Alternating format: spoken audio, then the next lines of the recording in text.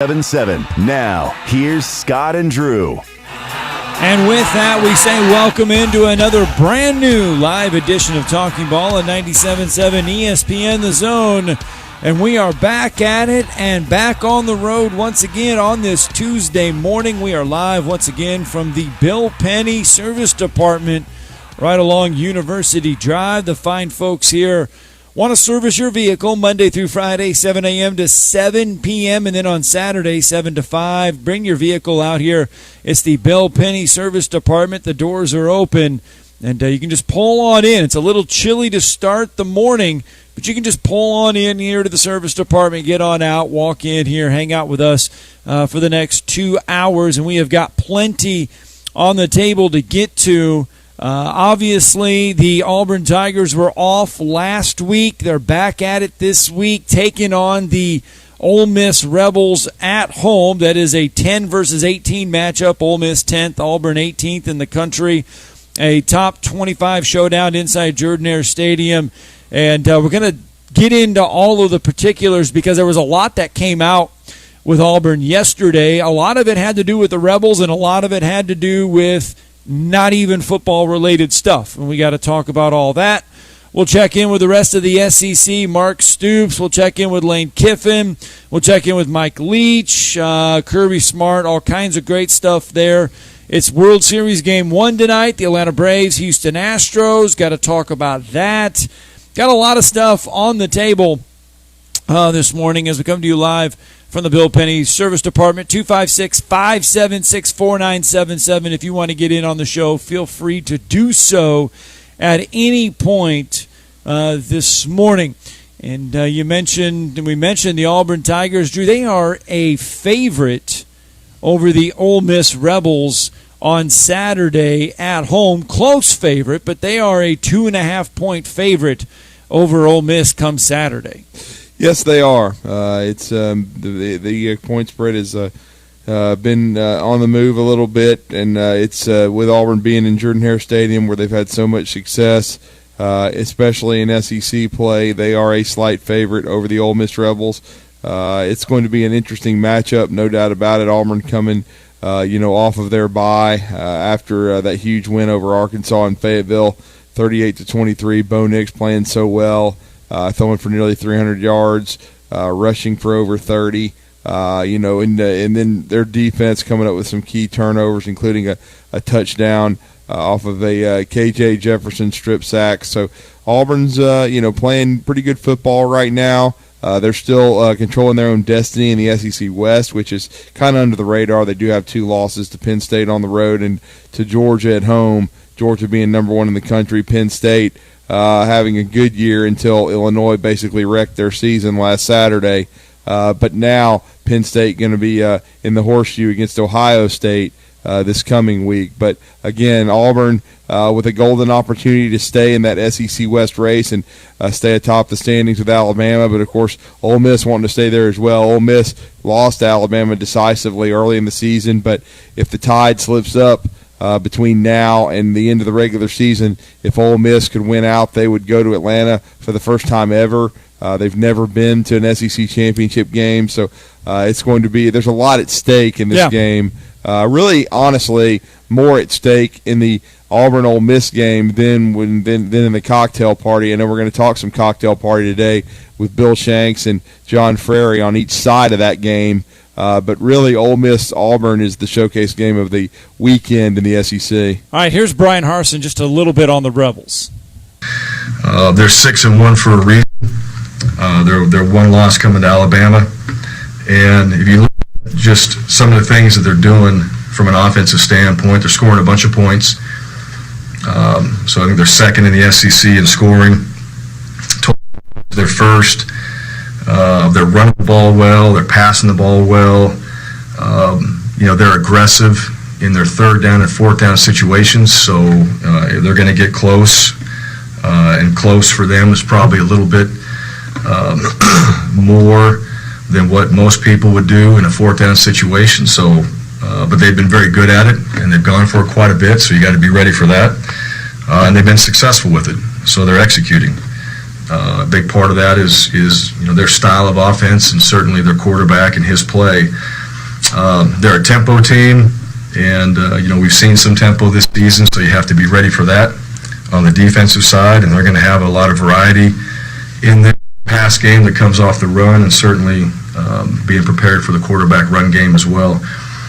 Matt Corral of this team, obviously on the offensive side, front runner for the Heisman, completing about 70% of his passes, 15 touchdowns, 1 INT. He's making good decisions, and like I said, he runs the ball hard. He's a physical player at that position, and he's shown that throughout the entire season.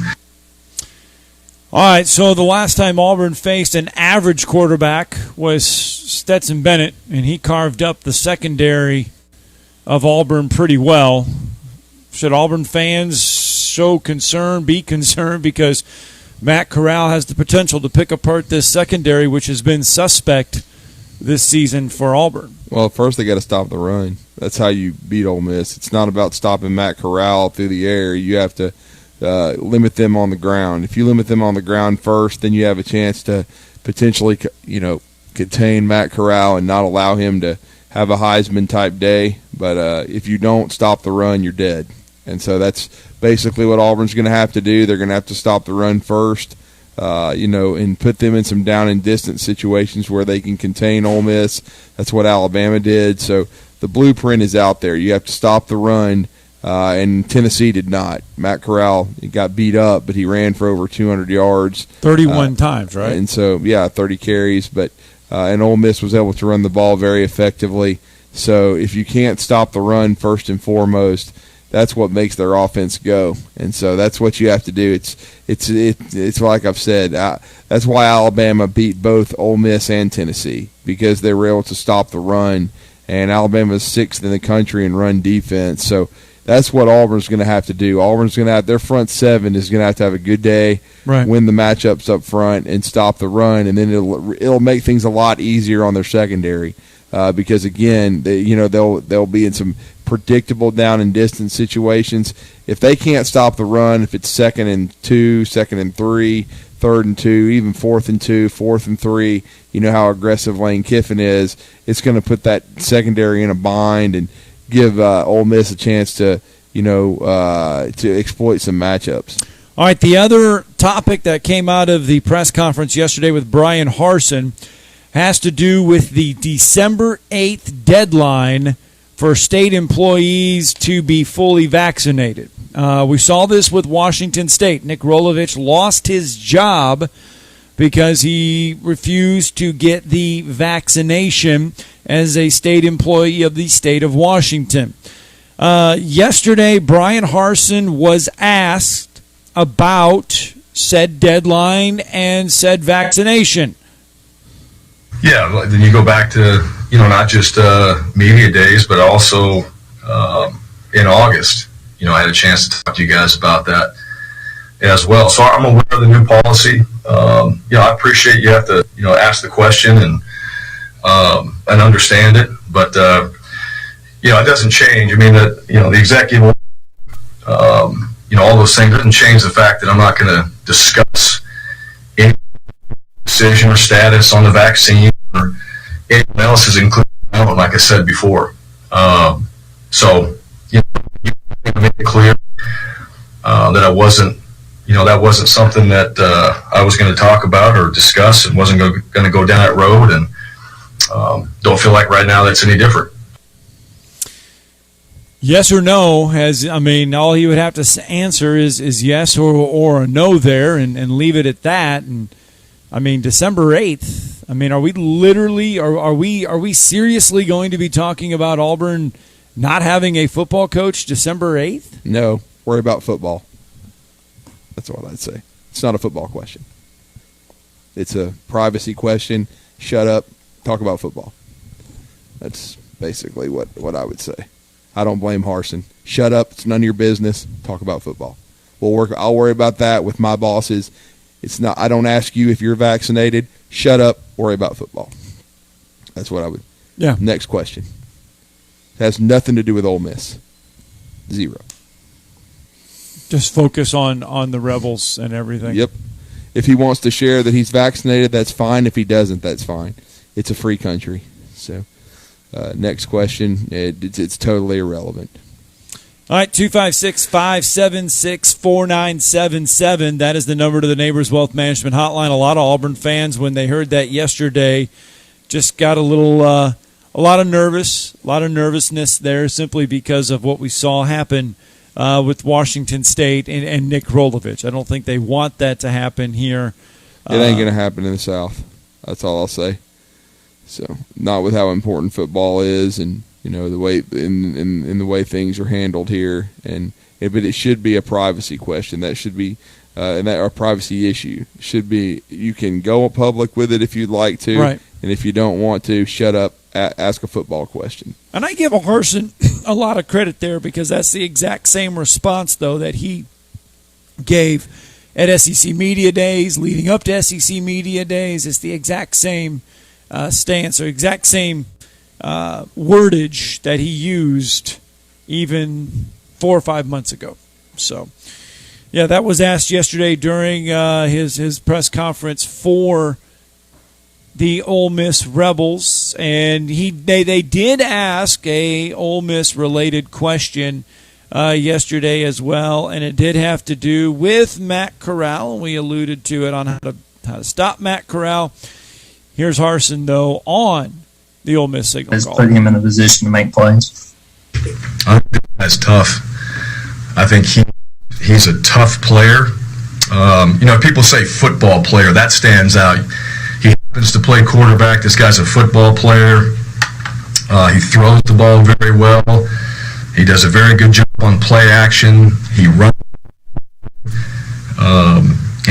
physical at his position. He's making good decisions. You can tell with his stats: 15 touchdowns, 1 INT.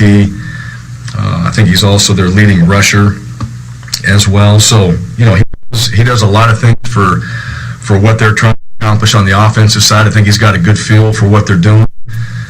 So their offensive coordinator, Jeff Levy, Coach Kiffin, those guys have done a very good job with him.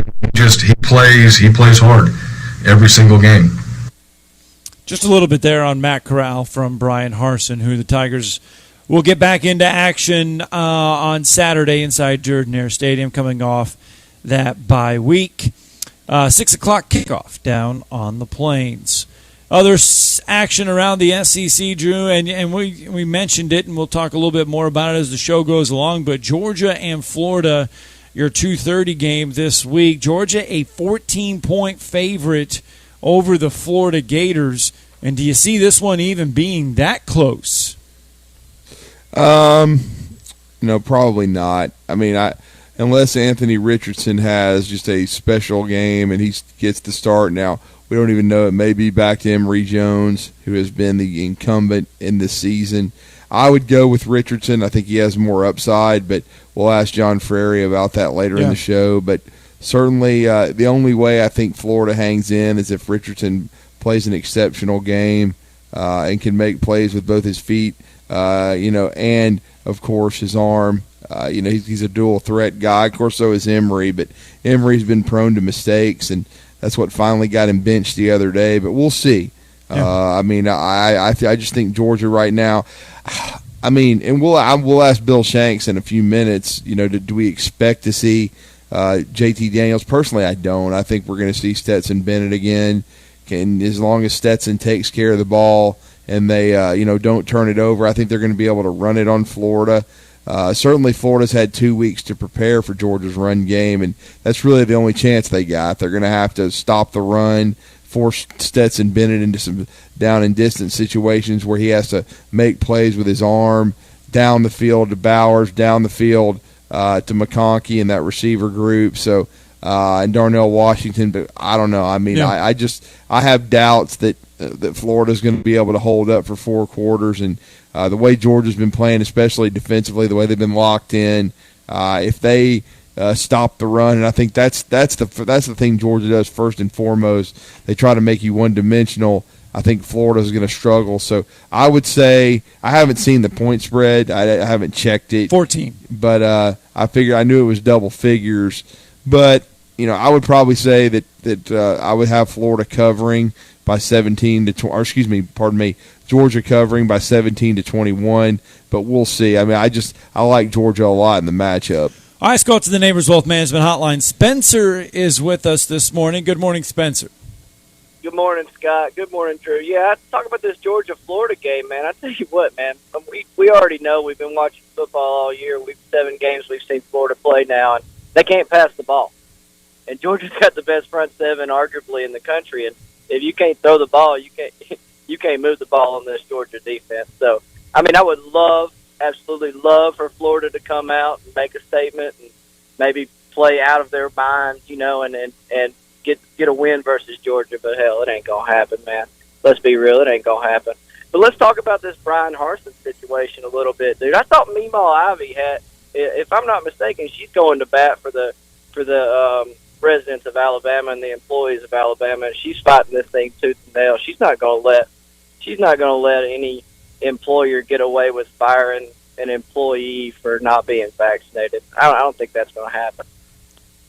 I would agree with you there, Spencer. I like how that's what I was basically referring to. It's not going to be a factor in December. I mean, it's kind of sad that it has to be a question asked. You're about to play Ole Miss in one of the biggest games of the year, and people are asking, are you vaccinated or not? Ask about the left tackle. Ask about the right tackle. Ask about the running backs. Ask about the injury situation. What are you going to do on what defensively? What do you need to do? Don't ask a stupid question like that. I just don't even think it's not a football question. Yeah, that's just a reporter just trying to get a headline. That's all that is, man. I mean, let's be real about that.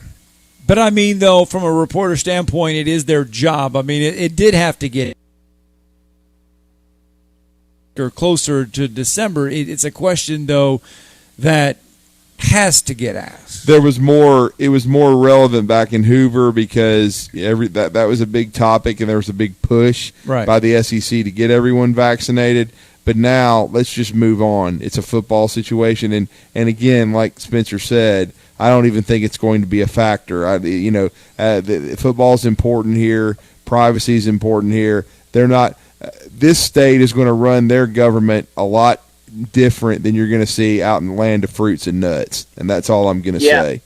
Yeah, I want to talk a little bit about Alabama, man. I saw yesterday where Bryce Young got Player of the Week, Offensive Player of the Week, man.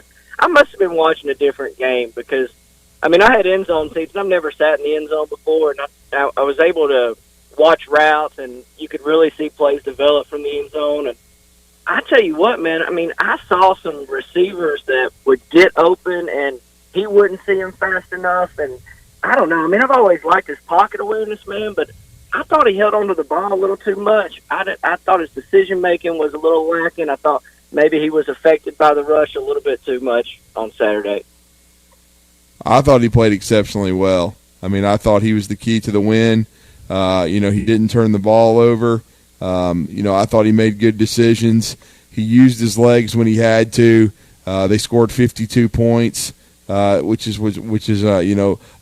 pretty big because they started a little bit slow, and then they had a little bit of a lull in the third quarter. But I thought, the running game was not, spectacular, but it was steady as she goes, 3 and 4 yards a pop with Brian Robinson. But I thought Bryce Young played exceptional football. I mean, when you talk about at one time, I guess he was 21 out of 26, and one time I know he was 19 out of 23. And then he hit the huge deep ball on third down to Jamison Williams in the third quarter that really extended the lead back out to 2 TDs. And Alabama, eased away from there because they finally got the turnover that they needed. And then, of course, Tennessee had to take some chances, go for it on fourth down. Alabama held up. But I thought Bryce played exceptional football. I mean, you're not going to be perfect. You're not going to see everybody. You're going to miss a guy every now and then. You're going to miss a read. I didn't think he missed many, and I thought he was very, very accurate with the football and didn't take a lot of chances as far as trying to get it in too tight of windows. Sometimes he does like to do that because he keeps his head up. But Spencer, I would slightly disagree with you there. I thought he played a really good football game, and I mean, one reason he was Player of the Week is it wasn't a huge slate of SEC football. There wasn't a lot of big games out there. But I thought if you take a look back at who won and how they won, I thought if you take Bryce Young out of there, I mean, Alabama, this offense this year, I don't know where they would be. I mean, I think for a guy that's a first-year starter, a guy that had never, played significant snaps until this year, I think he's played at an exceptionally high level. Where does Bryce need to elevate his game at more, though? Where do you think Bryce needs to take that I guess the consistency to? of his deep ball. I mean, he has been a little off with that. He missed one early in the game where J-Mo was open. In that game on like a little bit of a post corner, but he came back to hit one when he had to. So probably that. I mean, and then sometimes maybe he does hold on to the ball too long, trying to give guys a chance to work their way open before he decides to take off. But really, I mean, I would guess the only thing that, for me, would be the deep ball, because I think otherwise the short intermediate stuff, he's accurate. I mean, you look at it, Jaleel Billingsley dropped what could have been a touchdown because he gator armed the ball. I mean, personally, I don't know why the guy's playing, because he's worthless if he can't catch the ball, because he cannot block. And so I can go ahead and say that, because I mean, it's harsh to call a guy out, but the dude's not producing. I mean, he caught the first ball of the game. That's great. He acted like his arm was going to fall off. Then they went over there in the tent, worked on it. Miraculously, he's back out there playing. And so, again, I just don't – he's not if he's not going to catch the football and do his job, he's not a dominant blocker. So, to me, it's give Trayshawn Holden the reps at wide receiver, because basically Jaleel is a jumbo wide receiver. Right. So he needs to step his game back up like he did against Southern Miss. I mean, it's not a talent issue with Jaleel Billingsley. Everyone knows he can play. He just hasn't been consistent. Man, that's good to hear, dude, because, I mean, we as Alabama fans, we can tend to be a little hypocritical, especially with the quarterbacks that we've had. And I thought maybe this was one of those situations where I was just a little hypocritical on him because he wasn't 100% perfect. And it's good to hear you say that, man. Y'all have a good morning. Roll Tide. All right, thanks. All right, Spencer, thank you for the phone call. Let's get our break in. When we come back, we're going to turn the conversation. We'll talk a little World Series baseball and maybe slip in a world's largest outdoor cocktail party question or two, as Bill Shanks will dial in when we return.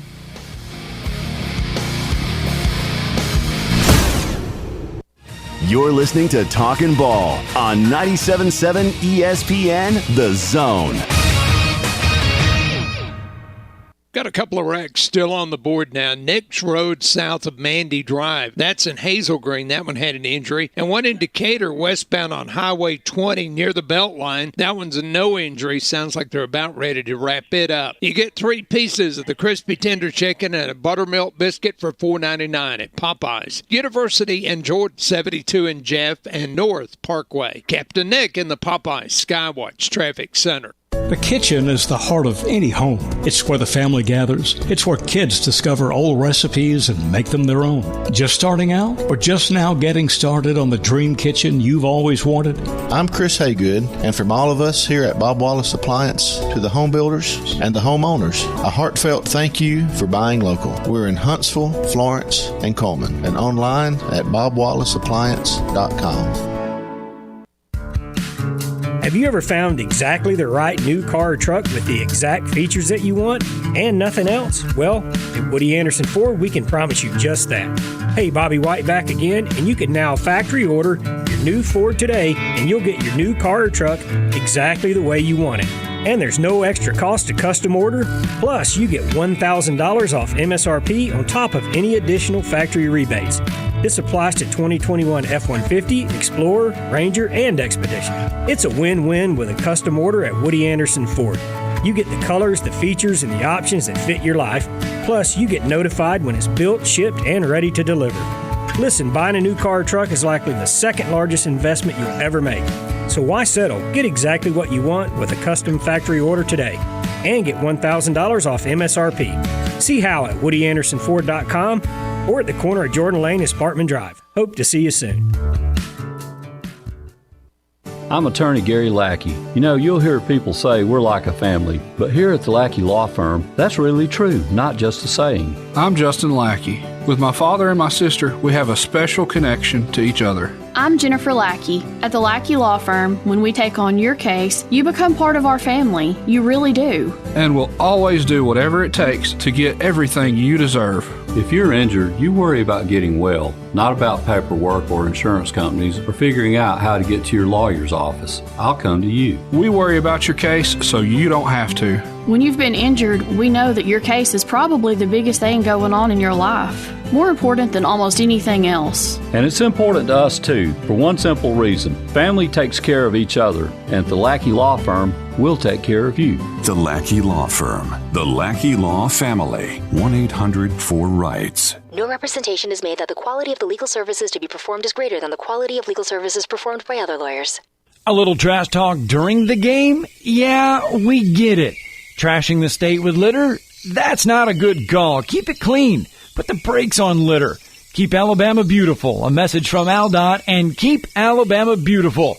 Keep Alabama Beautiful is a 501(c)(3) nonprofit organization serving the state of Alabama and believes that everyone deserves to live in a clean and healthy environment.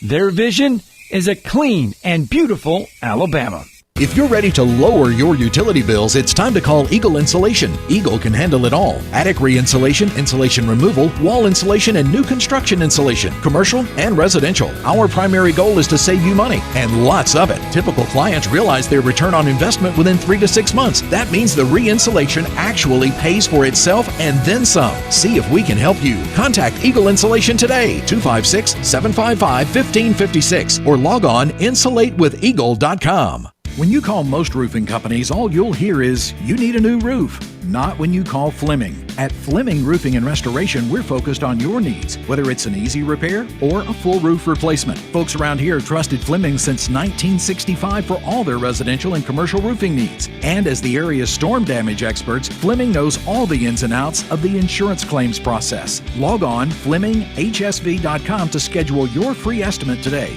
Fleming Roofing and Restoration. We show up. Jesus tells us to go the second mile. Well, sometimes it's hard enough to go the first mile. But when the Lord is number one in our lives, we not only go the first mile, but we embrace the second mile. We can talk all we want about Jesus and how important he is to us, but we show it in the second mile. In the second mile, the world has changed. In the second mile, the difference is made. In the second mile, the lost world sees Christ in us. Hey, I'm John Dees, pastor of Cross Point Church. We're smack dab across the street from the YMCA in Madison. And check us out at cpcfamily.org. The Drive with Wes Neighbors and Steve Moulton. From today's headlines to the guests you want to hear from. Who wants to party? Listen in and join in. Weekday afternoons starting at 5. 97.7 ESPN, The Zone.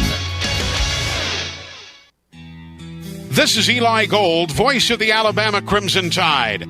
Now more of Talkin Ball with Scott Theisen and Drew DeArmond on your home for Crimson Tide Sports 97.7 ESPN The Zone. Roll Tide. As we mentioned earlier on Zone Center, it is Game 1 of the World Series tonight. Welcome back to Talking Ball on 97.7 ESPN The Zone with Scott Theisen and Drew DeArmond. It is Game 1 from Houston.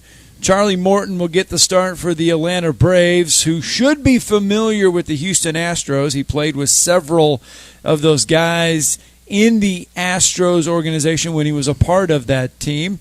I believe when they won their World Series the last time. Am I not correct?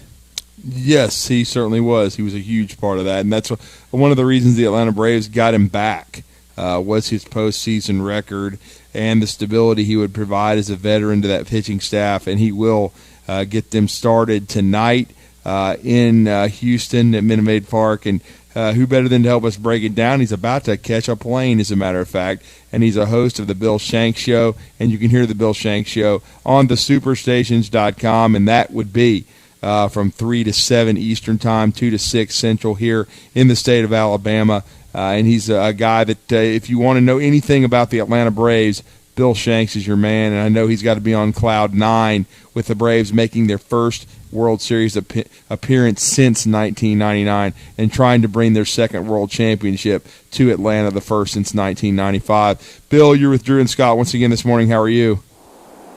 I'm good. I was just telling Chad I wish I could blink my eyes and be there, but I'm just leaving Macon. I'm got 11:50 plane flight out to Houston, and I can't wait. Cannot wait. I can't imagine what 12 hours from now we're going to be doing watching Game 1 of the World Series. Yeah, Bill. I mean, you look at this World Series, and I think across Major League Baseball, if somebody is trying to find a team to root for, you look at the Braves because of what they've done, being below 500 so late, coming back to win the National League pennant. They took out the Dodgers, and now they're taking on the Houston Astros, who a lot of people still around Major League Baseball don't like fan-wise. So the Atlanta Braves really have become, I think, the team that America wants to root for in this World Series. Well, I hope so, and I hope they'll be given the respect that they deserve for what they've been doing. I mean, they've been the highest team in baseball since July 30th, 44-22 since the trade deadline, and since the moves that Alex Anthopoulos made, and it continues to just be a storybook tale. So I let's have a little conspiracy theorist in us and hope that Major League Baseball's umpires have been told to screw the Astros so to help the Braves. I'll take anything. I don't care. Whatever it takes to get the Braves a World Series championship. But there's no doubt the Braves have just a great story, and I think once people really appreciate it and really see how great they've been, they'll know that they are the best team in the National League. They beat a great team in the Dodgers. I don't want to hear about the Astros not having Lance McCullers or the Dodgers not having Clayton Kershaw. Braves been going through that stuff all year long. So they've had a great team and a great run, and I hope it'll result in a World Series championship. Well, and what a story I've nicknamed him every day Eddie Rosario. 14 hits. He hits over 560. 9 RBIs in the series. Of course, the series clinching 3-run homer in Game 6. This guy has just been on fire. Really has, since he came back from injury, has been really, really solid, but took it to another level in the postseason. Jock Peterson as well. And as you know, Bill, you've seen enough of the Braves in the postseason. Some guys just have it this time of year. Right now, some magic going on with Rosario, with Jock Peterson. It's going to be interesting. In your mind, what is Snit going to stay with Rosario in the leadoff spot? What would you do now that Soler he's been back with the ball club, but of course he got back late in this past series in the NLCS. What do you expect Snit to do starting tonight? I think he'll keep Rosario at the top spot. If it ain't broke, don't fix it. And Rosario's just been magical in that top spot for whatever reason.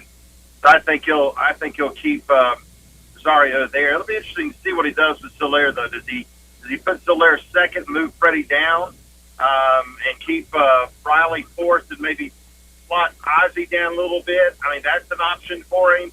He could put Soler in the middle of the lineup with Duvall. I mean, that would be one heck of a middle of the lineup, the Riley and Soler and Duvall. That'd be home run derby. It's like those three were coming up and you were down 1 run. It's like, okay, we got 9 swings. Let's go.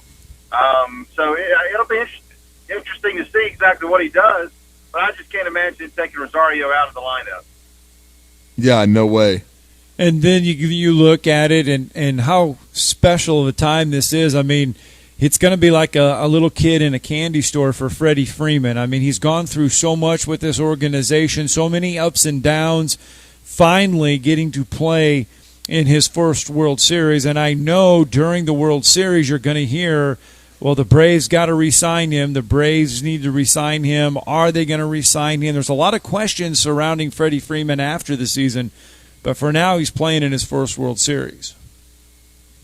Well, it's a great thing because he was the one who stayed through it all. You know, he kind of funny. I know John Coppello, the former general manager, talked to the Astros about a trade for Freddie Freeman, and they would not give up Kyle Tucker, who is now a star for them in right field. So that's kind of ironic. There was another kid, Reed, who actually just retired. Who was supposed to be in that trade discussion, but thank God they didn't pull that off. No, he's been remarkable, obviously, and has risen to a new level when it comes to the level of play. I mean, he was a good player for the first 5 years of his career, and he's just taken off to become an excellent player ever since then. And now he's being rewarded with his trip to the World Series. And, yeah, I mean, the one kind of bad thing about it is we're only about 2+ weeks away from knowing whether the Braves can keep him before he hits the open market, which is really scary because they got a 5-day window, I think, after the World Series is over to negotiate with him exclusively before it's kind of opened up. So getting kind of close here, but Lord knows. I mean, all the money that they're going to make here. I was walking down to the press box seats the other night, and it's like, good gosh, they just are printing money at this place, and I know they're going to print more with the 2 or 3 games they're going to have here this weekend. So I still think they're going to keep him. Well, and Bill, for our listeners, break down the Houston Astros. Everyone's very familiar with Dusty Baker. He's had a long career in both the American League and National League. We know he was in the World Series in 2002 with the Giants. They lost to the Angels. How do you see this Astros ball club matching up with the Braves? Well, obviously, it's great storylines with Dusty being an original Brave and so close to Hank Aaron, and then you've got Brian Sticker and his association with Hank Aaron, and then the fact that Brian Sticker's son Troy is the Houston hitting coach. So great storylines there. And the Astros are very good. Look, I mean, I know what everybody feels about them. They've had a really good year. They have a great lineup, obviously, with Jordan Alvarez, who's just been outstanding for them, and Jose Altuve and Carlos Carrera and Yuri Gurriel and Alex Bregman. They're really good, and their question is their pitching. I just don't think the Astros match up with the Braves when it comes to pitching, and they are going to lose Lance McCullers, who's not going to pitch. I mean, he didn't pitch in the ALCS, and it didn't bother them, so we shouldn't just be flippant about that. But there's no doubt that's like if Charlie Morton were to go down for the Braves right now. I mean, I know the Braves are already have lost Mike Soroka for the year, so they've had their share of losses too. But the loss of Lance McCullers is big for Houston, especially in this kind of series, because you don't know what these kids are going to do, these young kids are going to do. They're going to have to rely on guys like Luis Garcia and obviously Framberel Valdez, who's pitching tonight. And look, they're very good. They have the ability to do very good things. I just think the Braves are better, and if that Braves bullpen continues to do what it's doing, I don't know how they can lose this series. I mean, look, the lefty pitchers, Will Smith, Tyler Matzik, and A.J. Minter have been unbelievable. That's why they're in the position they're in now, let's be honest. We can thank Eddie Rosario all we want to. We better thank those lefty pitchers in the bullpen because they've been incredible.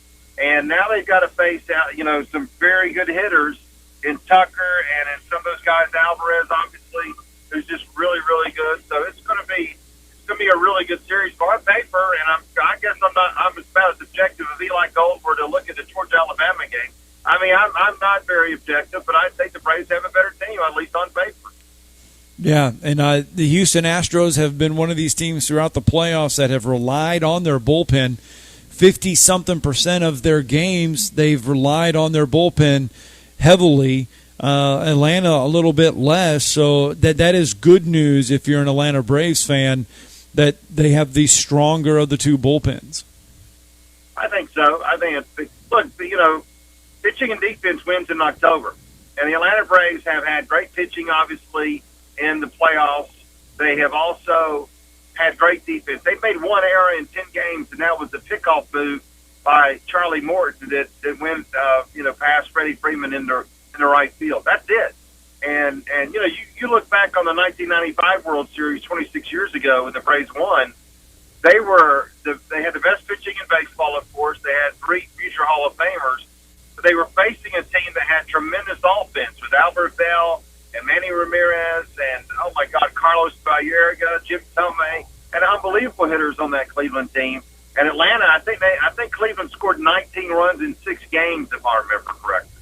So pitching wins in October, and that's why I love the Braves' chances. And plus, I mean, we haven't seen the best starts in the world from Charlie Morton and Max Fried yet. Yeah, that's a great point, Bill. They need both those guys. Hopefully, have been saving their best for the World Series. Both are very capable. and this was the reason they brought Charlie Morton in, as we said earlier. Is there any concern about Luke Jackson going into this series? No, not really. I mean, look, the Dodgers had his number. There's no question about that. And they've had his number for a long time.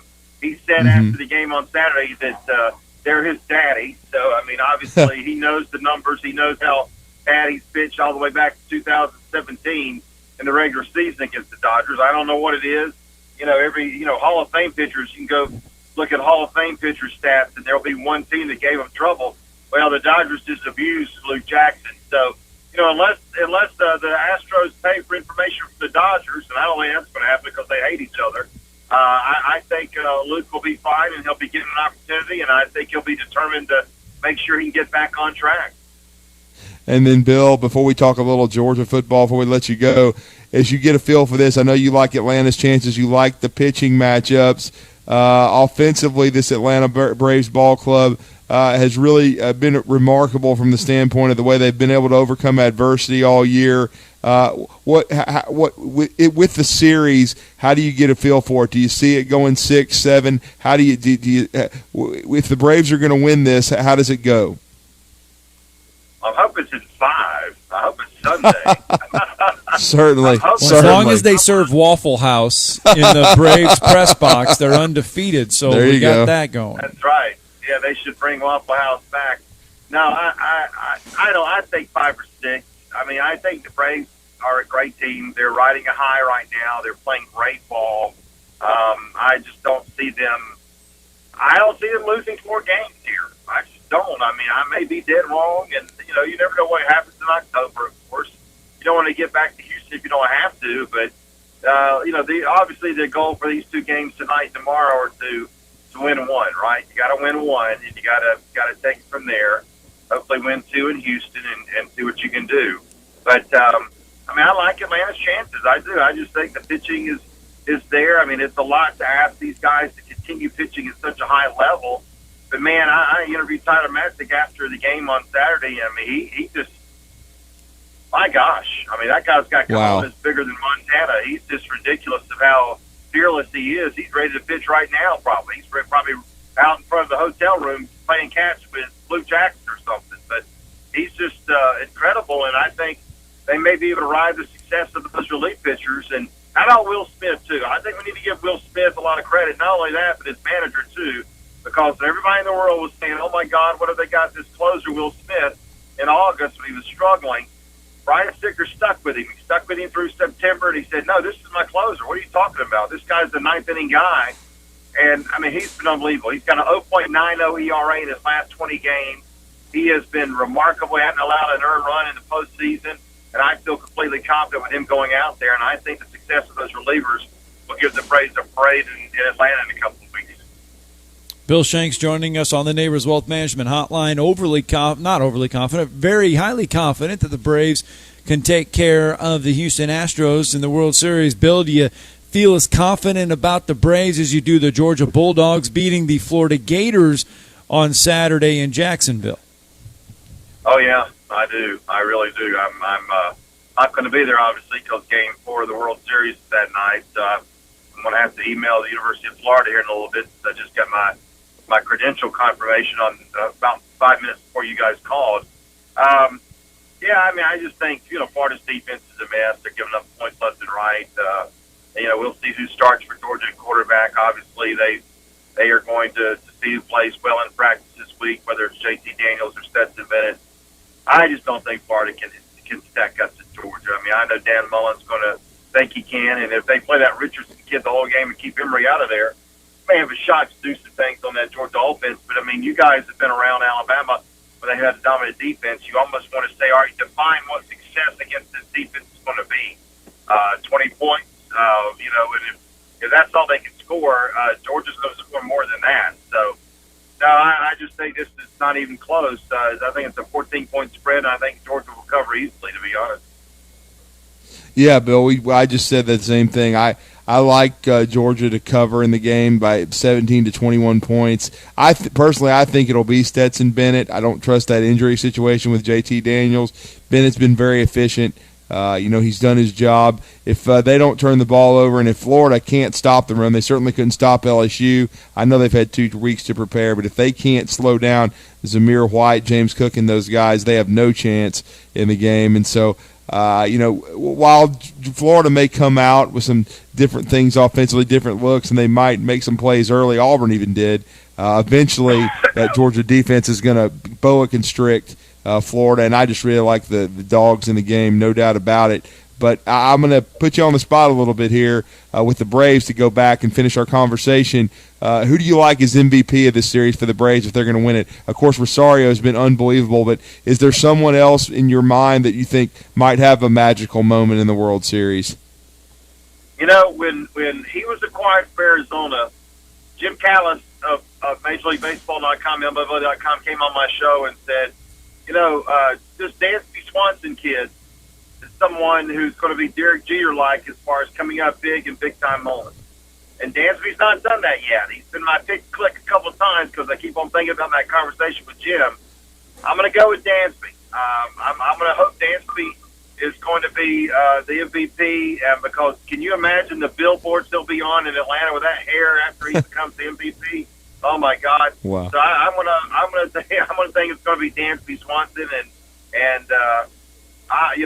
it's gonna be fun to see. And I wouldn't be surprised if it's Freddie, because Freddie knows what's at hand, and he's got an opportunity to win a ring here, and I think it means so much to him considering what he went through. I mean, he went through hell with this team, and so did Brian Stickler, and they're getting ready to get some fruits of the labor they put in when they were rebuilding this organization several years ago.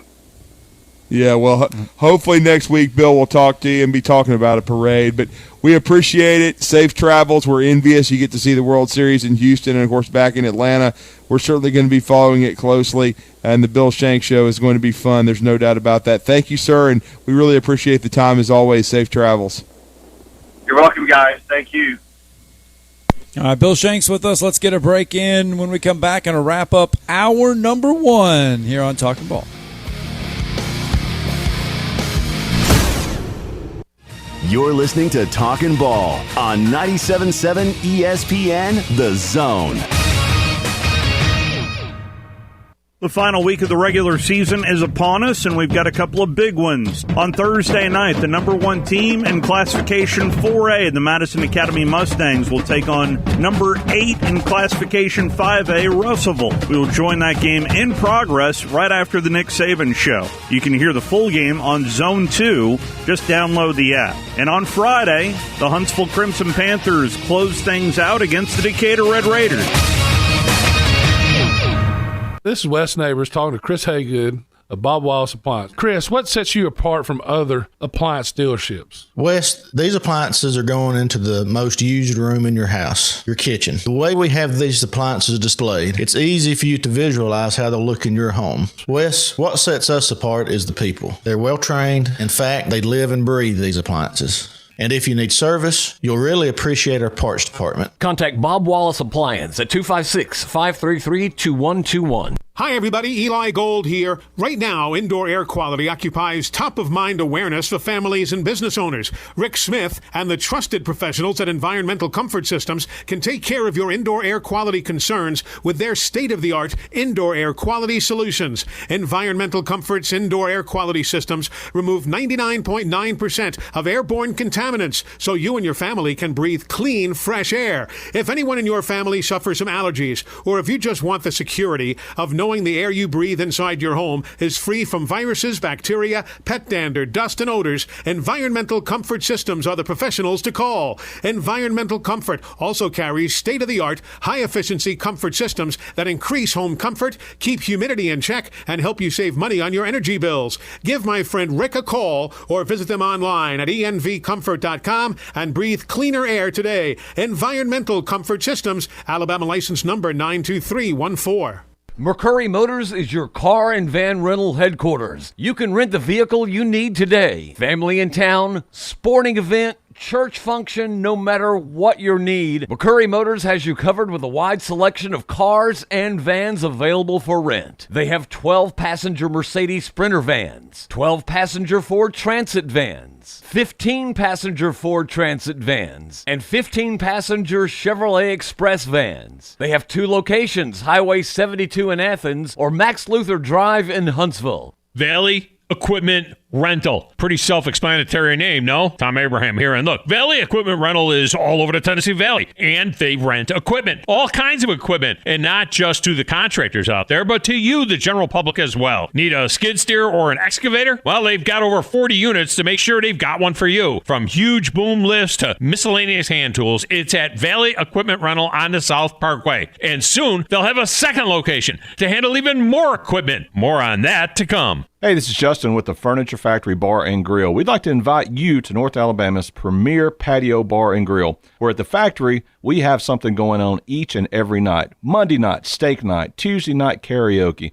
Wednesday night, the Jeep community comes out for Jeep Jam. Thursday, it's bike night, the biggest in the valley. Friday and Saturday, live concerts on our 4,000 square foot patio, along with drink specials and a beautiful staff. What are you waiting on? We will see you at the Furniture Factory Bar and Grill. Just got a wreck on the Parkway near Jones Valley. This one's going to be northbound from the sound of things. That one is coming in as an injury type. Had one in Decatur, also 6th Avenue and East Moulton. It's coming in with injuries. The annual YMCA Veterans Prayer Breakfast is coming up November 5th at the Hogan Family Y in Madison. Vets get a free seat at any local branch or at ymcahuntsville.org/veterans. Captain Nick in the 72 and Jeff Popeye Skywatch Traffic Center. This segment of Talkin Ball is brought to you by University Kia, the #1 volume Kia dealer in the state of Alabama. Located online at universitykia.com.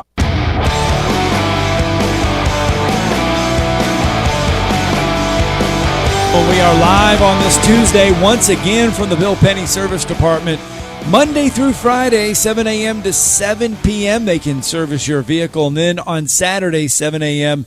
to 5 p.m. they can service your vehicle here at the Bill Penny Service Department. Don't forget, you buy 4 tires right now, you get that 4th one for $1. And then you hop on over to the showroom, test drive a brand new Toyota, and register for your chance to win $5,000. It's that simple here at Bill Penny Toyota. Another day, another coach loses his job in college football, and this time it's Texas Tech head coach Matt Wells. He was let go yesterday after 2+ seasons in Lubbock. They are searching for a new head coach. Sonny Dykes, SMU's head coach, and Jeff Traylor, University of Texas San Antonio head coach, being mentioned for that job. Our good friend Matt Zenitz, though, did drop in Ole Miss offensive coordinator Jeff Lebby as a possible candidate for that job. But Texas Tech now looking for a new head coach. Yep, and it'll be an offensive guy almost certainly.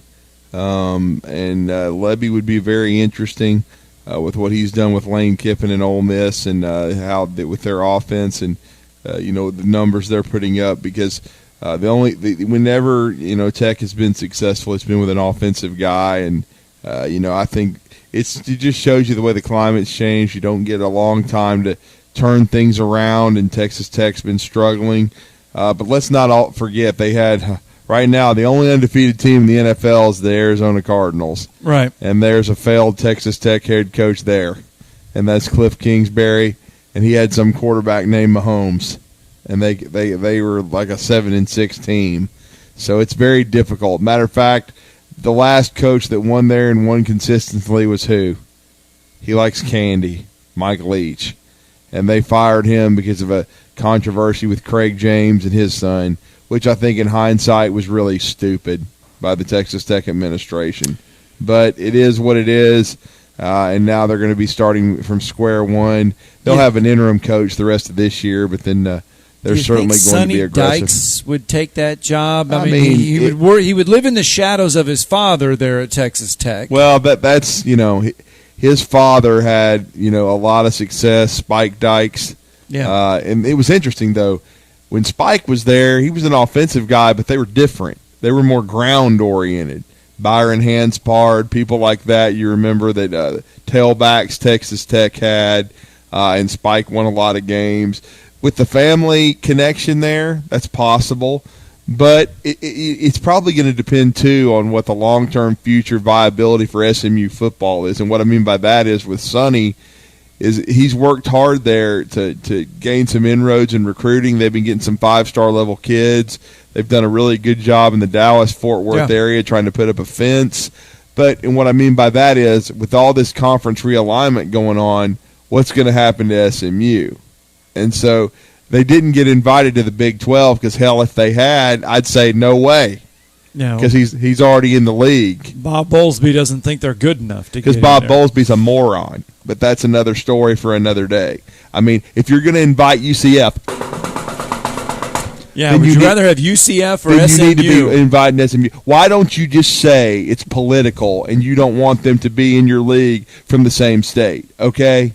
That's what it is. That's right in the blueprint of the Big 12 It's politics. They don't like somebody at SMU, all right? That's the whole thing about it because it makes zero sense. Bob Bowlesby needs to quit bitching and get, take some smelling salts and get to work. Yeah, because you take Cincinnati, UCF, BYU, and you don't take a school that's in your own backyard. BYU, SMU. SMU's undefeated. Oh, we're knocking on the $5,000 sign. You can test drive a vehicle, win $5,000. I don't like stupid here, people who act like who just basically think they're smarter than you, and you're sitting there looking at it, and it's such an easy decision. Like, what are you doing? It's total politics. Get your head out of your butt. We'll kick off hour 2. We'll take a gander at Mike Leach, Kirby Smart, Lane Kiffin. We'll get you ready for some more conversations and hear from Mike Leach on Candy again. This is Wes Neighbors talking to Chris Haygood of Bob Wallace Appliance. Chris, what sets you apart from other appliance dealerships? Wes, these appliances are going into the most used room in your house, your kitchen. The way we have these appliances displayed, it's easy for you to visualize how they'll look in your home. Wes, what sets us apart is the people. They're well trained. In fact, they live and breathe these appliances. And if you need service, you'll really appreciate our parts department. Contact Bob Wallace Appliance at 256-533-2121. Tom Luganbill here for Woody Anderson Ford. When I was in the Tennessee Valley, one of the things that impressed me the most was the quality of the people. People like Bobby White and his team at Woody Anderson Ford. And now you can experience the tremendous new service lanes and showroom at Woody Anderson Ford, at Jordan and Sparkman, or just stop by for breakfast or lunch at Henry's Mustang Cafe. And in Madison, visit Woody Anderson of Madison on Hughes Road, just south of 72. Like a great college football tradition, always there, Woody Anderson Ford. WZZN, Union Grove, Huntsville, Alabama. 97.7 ESPN, The Zone. Good morning from the traffic center. Had a wreck northbound on the Parkway near Jones Valley. That one reported with injuries. And we got an injury type in Decatur, 6th Avenue and East Moulton. It's new as well. Traffic heavy on those inbounds. You be careful on the ride in this morning. The 5th annual Bernard Blues and Barbecue Fest is coming up this weekend next to Ave Maria Grotto in Coleman. Arts and crafts, live music, a $10,000 giveaway, and of course, that great barbecue. Captain Nick in the 72 and Jeff Popeye Skywatch Traffic Center. From the Fox 54 Weather Center, I'm Chief Meteorologist Jordan Dressman. A mostly sunny sky this afternoon. It is going to be on the cooler end of the spectrum. Temperatures a bit below average. Highs only climbing into the mid and upper 60s. Dropping into the mid 40s as we head into the overnight. More cloud cover for your Wednesday. Highs hanging out in the upper 60s and lower 70s. Showers and thunderstorms will move into the Tennessee Valley as we head into the overnight. Those showers and thunderstorms are going to stick with us through a good majority of the day on Thursday. It doesn't look like any of that activity is going to be severe. I'm Chief Meteorologist Jordan Dressman on your home for ESPN Radio, 97.7 ESPN The Zone. This is Brent Musburger's VSiN Action Update on 97.7 ESPN The Zone. Simple Green is perfect for making your auto, RV, cycling, boating, and other sporting equipment look like new. Visit them at simplegreen.com.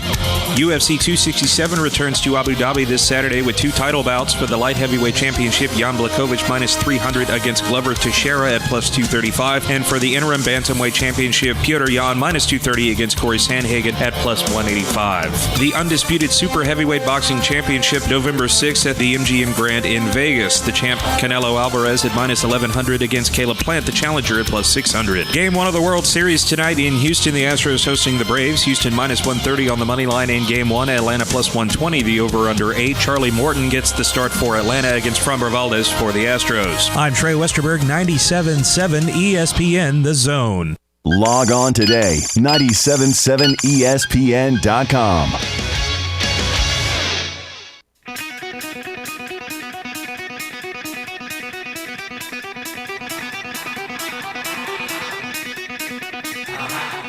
Welcome to Talkin Ball with Scott Tyson and Drew DeArmond. Call into the Neighbors Wealth Management Hotline now, 256-576-4977. That's 256-576-4977. Now, here's Scott and Drew.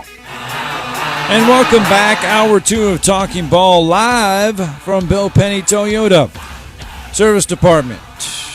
Monday through Friday, 7 a.m. to 7 p.m., and then on Saturday, 7 a.m. to 5 p.m., they can service your vehicle. Don't forget, you buy 3 tires, you get that 4th one for $1. Welcome in, 97.7 ESPN, The Zone's Talking Ball on a Tuesday morning. And before we get into serious football that actually matters, I did get a chuckle out of this from over the weekend. Kansas nearly pulled off the upset over Oklahoma, which would have been the biggest upset of the season so far.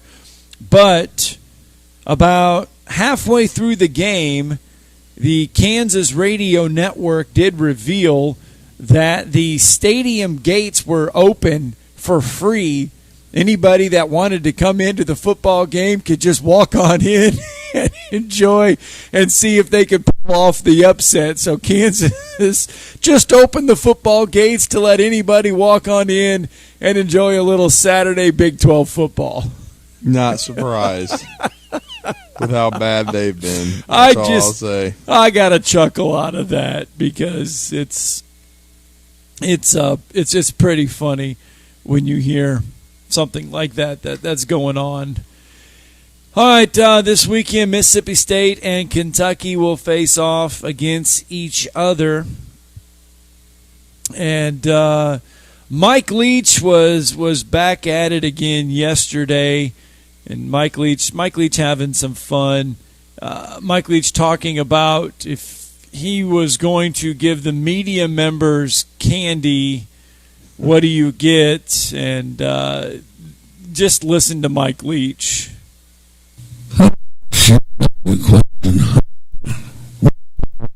Try to give something better than an apple or whatever. We have a dentist growing up that give everybody a toothbrush and his card on it. Get a toothbrush, tell you where to find it.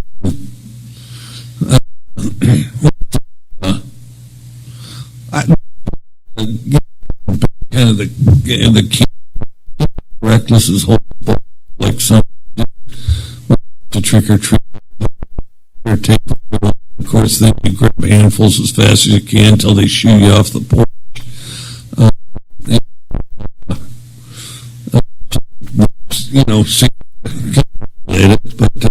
I'm good.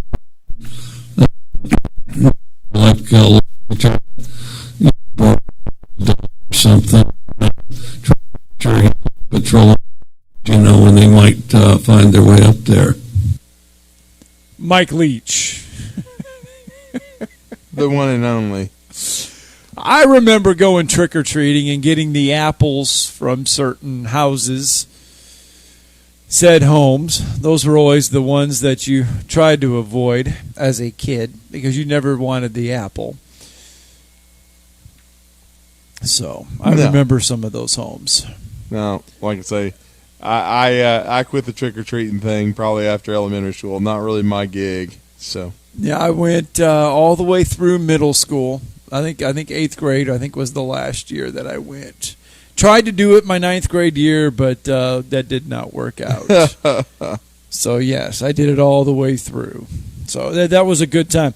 All right, welcome in hour number 2, 256-576-4977. That is the number to the Neighbors Wealth Management Hotline. You can get in on the show, on the conversation this morning.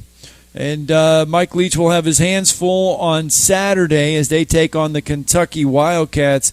We talked a little bit about this one yesterday, but this game, I know Ole Miss and Auburn is big because both come in ranked, both come in, still kind of leading the way in the West, have a lot of say in how the West will be won, so to speak, between Auburn and Ole Miss. But this Kentucky-Mississippi State game is kind of sneaky good. Yeah, I mean, I think it's a dangerous game for Kentucky. I think it's a trap game. Certainly, Mississippi State has gotten better. I do think they are capable defensively, and I still think that Kentucky offense is not, super explosive. It's better. They're going to have to be able to run the ball against Mississippi State, and that may not be easy. I think it's going to be a really close game. I think it's going to come down to the last possession. It's going to depend on which quarterback plays the best football. But again, I still think Kentucky may pull out a close one, but I think State's going to give them all they want. I think it's going to be a 27-23, 26-23, 24-21 type ball game. All right, some other college football news I do want to get to because, I don't know if you want to read a lot into this. James Franklin, the Penn State head coach, is been rumored as a possible candidate for the USC job. His name keeps coming up prominently for that. And another name has come up in that USC job too, and you're going to laugh when I tell you who it is. But James Franklin has changed his agent to Jimmy Sexton. Shocker.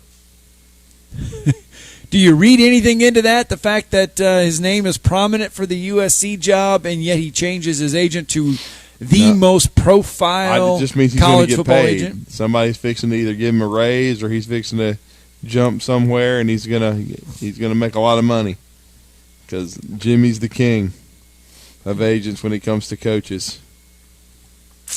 A name that has been thrown into the USC mix, and I had to read it twice before I actually believed it. To say. Jeff Fisher, former Tennessee Titans and L.A. Rams head coach. Jeff Fisher's name keeps coming up with the USC job because he wants a job. I mean, he pursued Vanderbilt, for crying out loud. I mean, Jeff Fisher, he wants back in. I think it's been well documented. He doesn't seem to be on the radar of NFL ball clubs, and he had a lot of success, with the Tennessee Titans, and then was there a long time. Went to a Super Bowl, but again, I think Jeff Fisher wants back in, and he's a USC grad.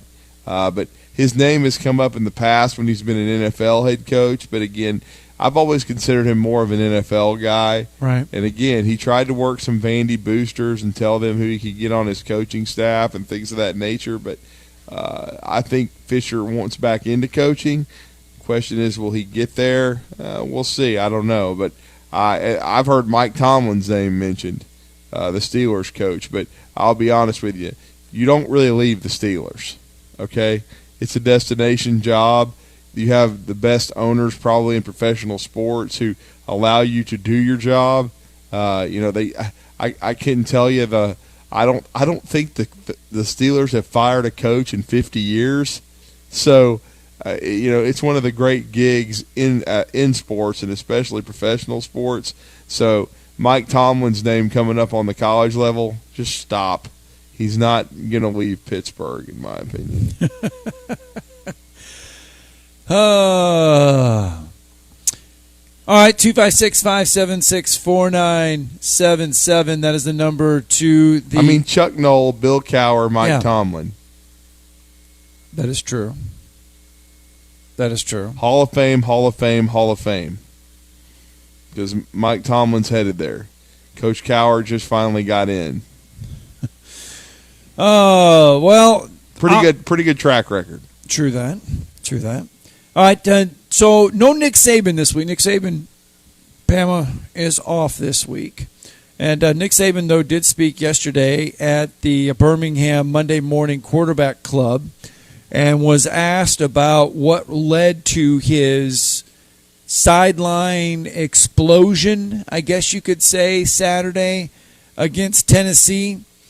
And basically it has to do with the delay of game that Alabama took coming out of a TV timeout. It's inexcusable. And basically that's what he says. He says, in other words, you think there would be TV because there would be a change of possession, and whether there isn't, and then we're sitting on the sidelines talking to the players when we need to be sending them out on the field, and then when we do send them out onto the field, they need to take the field, run out to the field, and get ready to go so we can call the play, even if the shot clock is running down and they get the play executed. So it was a combination of all those things, but some of it was administrative on their part.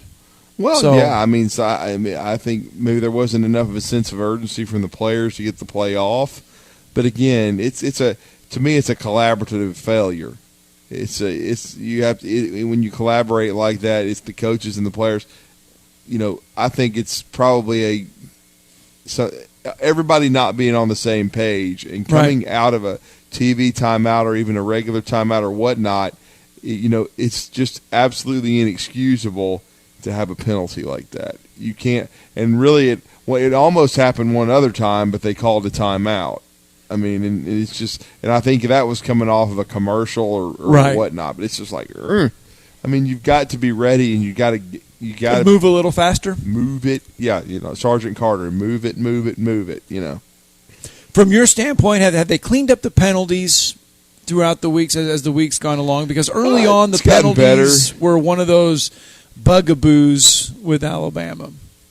I mean, I think that it's gotten a little bit better. I mean, there's still a couple false starts here and there. There's still a defensive penalty here and there, but I think they're cleaning it up somewhat. Okay. I still think it's something they're going to emphasize during the bye week, that you got to cut the penalties out. But we didn't see nearly as many holding and things of that nature. I know one time they called holding on Alabama, but basically it was after a play that was going to be declined anyway. They declined the penalty because of the results of the play.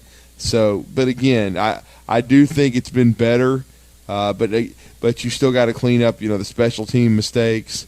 Missed a couple blocks, led to a block punt in a closer game, and it was close for 3 quarters. But if the game had gone down to the wire, that could have played a huge impact in the outcome. But I will say I thought it was actually one of the key moments for Alabama as far as the way they responded to adversity, because the defense turned around and held Tennessee to a field goal after said block punt. So, and kept the lead at 4 points at 21-17 before extending the lead to 24-17 when Will Reichert came back and made a 45-yard field goal. So Brian Harsin alluding to it this week that Auburn had 3 good practices. They got some guys healthy. They worked on some fundamentals during their bye week and did some recruiting. You imagine Alabama doing the same sort of thing this week, going back to a little bit of fundamentals, going back to some things, getting some of these younger guys some reps, meaningful reps, I guess, in practice, not just scout team reps. Well, yeah, of course. I mean, you're always going to self-scout and go back to work. They didn't practice yesterday. They're going to practice today, tomorrow, and Thursday, and then take Friday off and try to get some more players healthy. But yeah, it's going to be a little bit different week. But and they'll probably start by the end of the week. They'll probably start working on their next opponent, LSU, a little bit, and maybe even take a look at some of the at a couple other opponents and not really work on them, but just start kind of breaking them down a little bit in the future. Because you got Arkansas and you got Auburn coming up, and I'm sure they're going to watch Auburn Ole Miss closely this weekend. It's a lot of the coaches to see how Ole Miss attacks Auburn, how Auburn counters and things of that nature, because you got them coming up. And Arkansas is off, so you won't get a chance to watch them. They easily dispatched the Pine Bluff. I think they're 5-3 now, and so they needed a much it was a much deserved off week for Arkansas. They've been grinding pretty good. Boy, aren't we glad CBS did not pick the Alabama LSU game as their primetime game this year? Well, I mean, it still could be a night game. I mean, we'll see. But I mean, the it's not going to be on CBS. It doesn't right, look like for 7 o'clock. If it ends up on CBS, it could be at 2:30. I mean, somebody hit me up on Twitter and thinks it's going to be at 11 a.m. I would tend to doubt that. I would lean more toward a night game, like the 6 o'clock time slot, but we'll see. But certainly it's not going to have the same anticipation, certainly, with Coach Ogeron, a dead man walking. You got to wonder what LSU's mind frame is going to be coming in to that game. LSU's off this week and really look lifeless in their last outing against Ole Miss. Well, and it'll be interesting to see how Alabama handles it, because last year it was personal. A lot of that Alabama team was, had been a part of the game of the century, part 8, 9, 10, whatever the hell you want to call it, in 2019, where LSU had won in Tiger Stadium. We know what Coach O had said on the field after the game. So they wanted to go out and make a point and destroy LSU, which is what they did.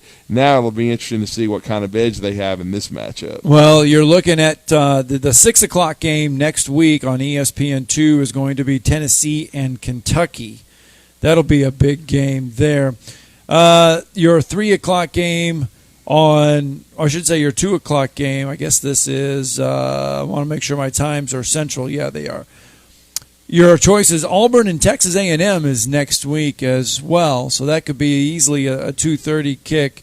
Mississippi State, Arkansas, Liberty, Ole Miss. That'll be a good one. Hugh Freeze makes his return back to Oxford. Missouri, Georgia, LSU, Alabama, and Auburn, Texas A&M. Florida, South Carolina. That's your lineup for next week. We mentioned there's going to be a couple weeks where the games are just going to be kind of like, and then we're going to start getting back into some good football. That's your lineup for next week. So LSU, Alabama, Auburn, Texas A&M, and Missouri, Georgia are the 3 games that we do not have kickoff times set for. So your 11 a.m. game, by the way, next week on the SEC Network is Ole Miss Liberty. So Freeze making his return back to Oxford. How fun will that be? Liberty is 6-2 this year. Malik Willis but did lose to Terry Bowden. Yeah, but Terry Bowden though, and you look at them, they've pulled off a couple wins this year that were pretty shocking as well. And now we got to go out to the Neighbors Wealth Management Hotline because Jeff from the Borough has been waiting patiently. Jeff, what's on your mind this morning? How are you? Pretty good. I just can't wait for that Liberty Ole Miss game. It's going to be so exciting. I can't stand it. I just can't wait for you to freeze to come back to Oxford. It's so exciting. I better hurry up and get my TV warmed up. It's just going to be so exciting. But as far as the SMU deal, SMU's death penalty university. Let's not fool around. And that's why the NCAA, after they gave the death penalty to SMU, they said they would never give it again because they pretty much destroyed their football program, I guess. But they destroyed it themselves by paying players and doing what they did. They deserved it, in my opinion. Have you ever seen that Pony Excess, that 30 for 30 they show on ESPN sometimes? I don't know if y'all seen that. I'm sure y'all have. It's been years ago. They put it out. I'm sure y'all saw that. Yes, sir. I saw it. I'm sure y'all. They deserve what they got. I mean, I wouldn't put them in a league either. They can be in a league by themselves. And as far as I'm concerned, let Bob Bowser run his league. I mean, why can't he what he wants to do? Let him do what he wants to do. I mean, if he wants to put teams in, I mean, 6 teams from Conference USA is leaving for the American Conference, and today Southern Miss, of course, it's already been announced, but they're leaving for the Sun Belt in 2023. So, Conference USA is going to add some more teams, wherever they're going to do. So, I don't know. My alma mater and Western is probably going to leave probably going, if they leave the conference championship USA, they'll probably join another league themselves. They've moved around different leagues over the years, so I don't know what the AD's going to do up here, but I know I know he's got some decisions to make as far as the future of athletics there. So, but it's just part of college athletics. I don't like it, but I wish leagues were more regionalized. I mean, I don't like playing a team from Alaska and going from Tennessee to Alaska, or Tennessee to Washington to play a conference game. Pretty dumb to me. Don't make no sense. But it's just not all about that. It's about football. It ain't about nothing else. They don't worry about other sports. They ain't worry about basketball and everything else. I saw where SEC didn't have a media days this year for basketball. I guess they don't care about it no more. I guess we just go ahead and not have one. We just go ahead and just build up the basketball and SEC network. We just have a few coaches on and players and such as that. So, but we all know what they care about, football, and that's pretty much it. So, a few more weeks of it, then we have the bowl games and such, and that's all. But no, as far as this is concerned, I wouldn't put them in a league either. They cheated years ago. They don't need to be in one. So, y'all hang in there, guys. Oh, come on. Now let me ask you a question. Should Kentucky be kicked out of the SEC in basketball because they've cheated more than any program in the history of the conference? I mean, come on. You're just not going to because SMU cheated? That's how many years ago? That was 25, 30 years ago. They're undefeated right now. I mean, they deserve to be in the Big 12 geographically, and they fit with what the Big 12 lost and what they're trying to. We're talking about the Dallas market. Yeah, exactly. If you're the Big 12, how can you not put someone in from the Dallas market? Well, and if you look at it historically, Alabama, Auburn, most every major Oklahoma, national championship caliber program has been under some sort of scrutiny with the NCAA. Yes. Okay? Should they all be kicked out of their conference or not allowed in a conference? I know SMU was the only one to the death penalty, and they took it to extremes. I know that's what Jeff was referring to. Right. But that was in a galaxy far, far away a long time ago. Okay? So they shouldn't be penalized anymore. They went through hell already. Okay? And so I think what Sonny Dykes has done is remarkable. They have a brand in basketball that Larry Brown was coached just a few years ago. Certainly he had some issues as well. But, I mean, I think they have the resources there to compete. And what the Big 12 has become now, I think SMU should be a part of it, is all I'm saying. Go back to 2002. Kentucky was placed on a 3-year probation and banned from a bowl game when Hal Mummy was there. Yeah, in football, yeah. In football. So should Claude Bassett, yeah. should we dismiss Kentucky from the SEC football because everybody has had their issues. They're in probation. Tennessee's having issues they cheated. now. Get rid of Kentucky all around. I mean, come on. Hello. I mean, Florida's had their issues under Charlie Pell. It's something Coach Spurrier had to get worked through when he first got there. I mean, mercy. Everybody's had issues. We're not advocating that people cheat or anything like that. What we're saying is it's been around. It happens, and you don't blame. They got the death penalty 25 years ago, so they don't deserve to be in a conference, even though they're undefeated now and they haven't had any issues with the NCAA. I mean, hello. Anyway. Jeez. That was a moron phone call. Well, hey, remember, Brandon said he's been nominated for Moron of the Year. That is true. All right, let's get a break in because when we come back, we might actually have an intelligent conversation with someone. I guarantee we'll have it, and it'll make a lot of sense because John Ferry will help us break down the Florida games. Well, I don't know. Dan Mullen has been a Moron of the Year candidate. You're listening to Talkin Ball on 97.7 ESPN, The Zone. This is Wes Neighbors talking to Chris Haygood of Bob Wallace Appliance. Chris, what sets you apart from other appliance dealerships? Wes, these appliances are going into the most used room in your house, your kitchen. The way we have these appliances displayed, it's easy for you to visualize how they'll look in your home. Wes, what sets us apart is the people. They're well trained. In fact, they live and breathe these appliances. And if you need service, you'll really appreciate our parts department. Contact Bob Wallace Appliance at 256-533-2121. Gunner's Landing is one of the Tennessee Valley's finest golf experiences. Just 35 minutes from downtown Huntsville, Gunner's Landing's 18-hole championship Jewel is open to the public 7 days a week. Located in the foothills of the Appalachian Mountains, Gunner's Landing offers you a golf experience like no other. With beautiful Lake Gunnersville views throughout the round, Gunner's Landing is golf the way nature intended. Gunner's Landing's Club Repair Shop offers a full range of services, including re-gripping and adjusting the lofts and lies of your clubs, even putters. Since the work is done in-house, your clubs will be returned to you in a timely manner. Unmatched in the North Alabama area, it is Gunner's Landing. Schedule your tee time today at gunnerslandinggolf.com. That's gunnerslandinggolf.com.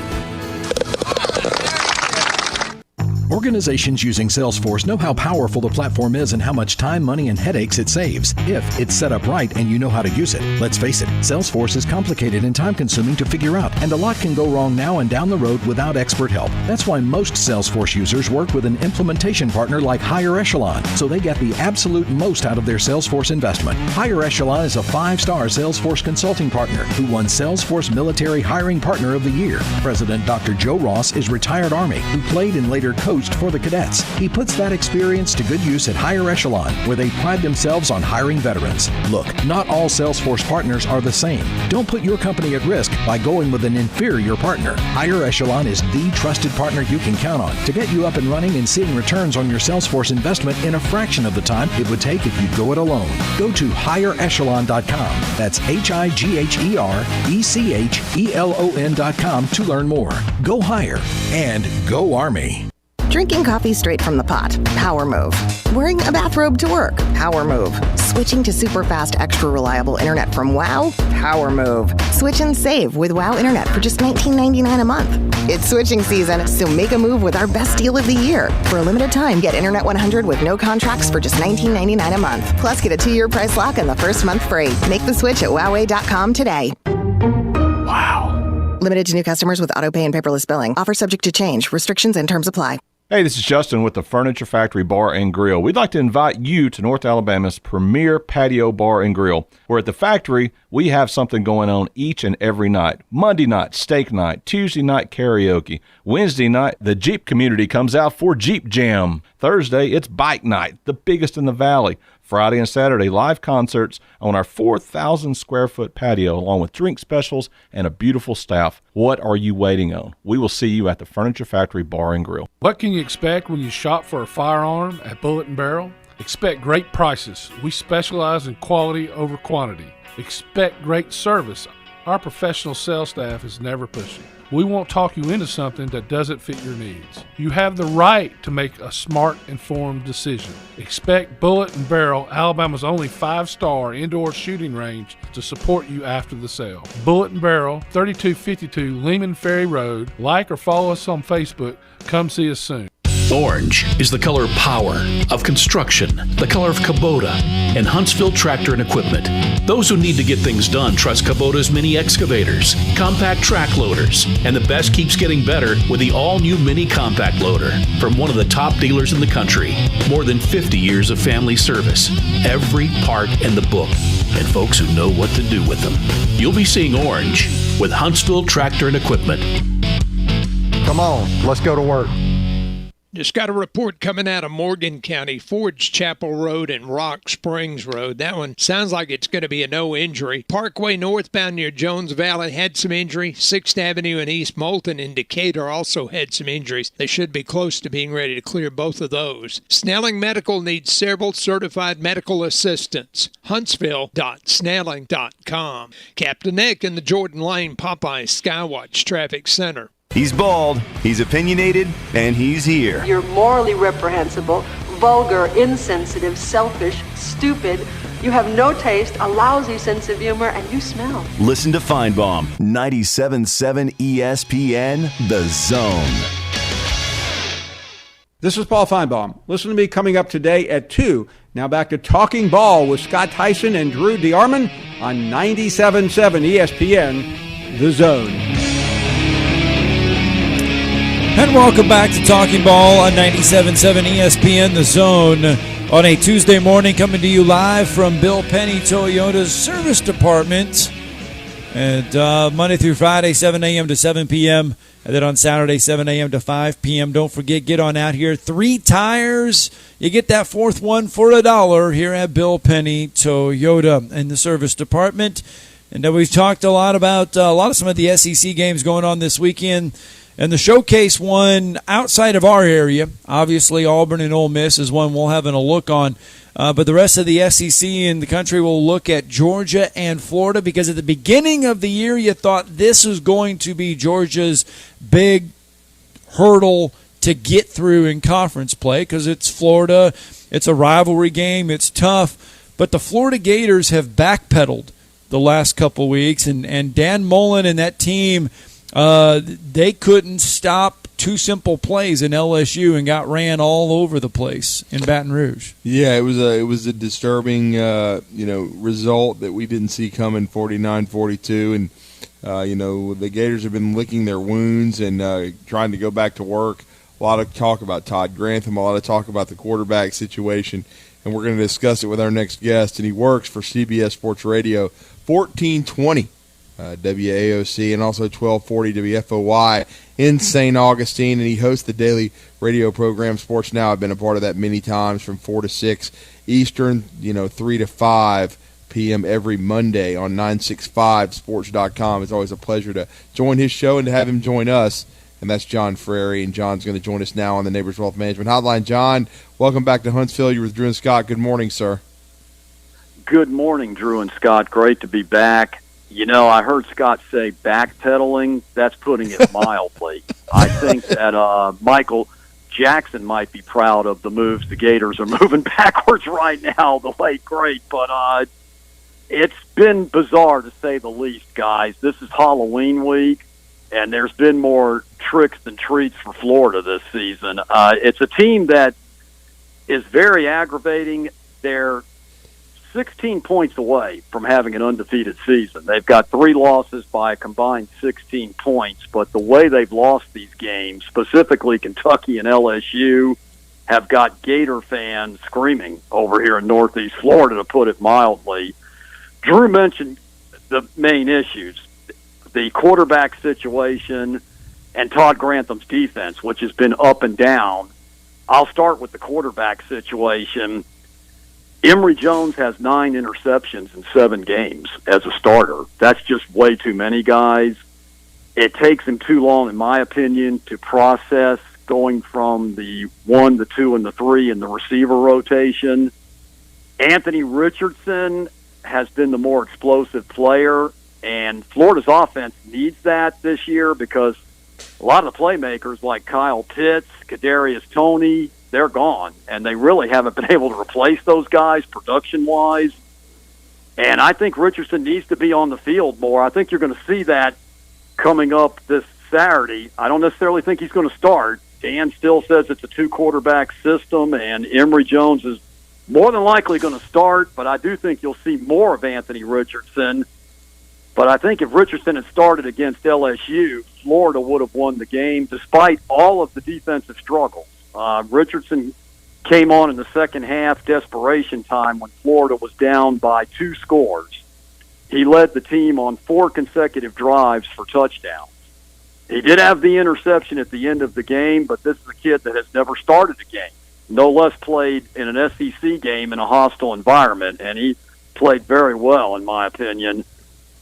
I believe that he's going to get more time, as I said, but it's really been baffling why Dan has been so reluctant not to put him out there sooner. He did have the hamstring injury, and that's the reason he couldn't play in the Alabama game and the Tennessee game. But he should have been out there a lot more than he has been, guys, in my opinion. The defense has been the other issue. You mentioned, I think Tyrone Price-Davis is still running, by the way, guys. I think I just saw him running down the street here from LSU. And the baffling part about it all, I watched LSU play Kentucky before the Florida game. Saw LSU play Ole Miss after the Florida game. No disrespect to Tyrone Price-Davis or the LSU running game, but it was non-existent. Yet against Todd Grantham in Florida, it was basically the same trap play they ran. Tyrone Price Davis is in LSU lore now with 287 yards, which is an LSU record for a game. And Grantham never made any adjustments. I never saw any run blitzes. The only thing I really saw was Trey Dean coming up to the line of scrimmage a few times. But, guys, when you're getting beat like that constantly, even if they beat you over the top with a pass, you've got to commit to stop the run. And this is an LSU team that going into that game was abysmal on the ground. And like I said, afterwards, they've been the same way. So that was baffling what happened over in Baton Rouge defensively.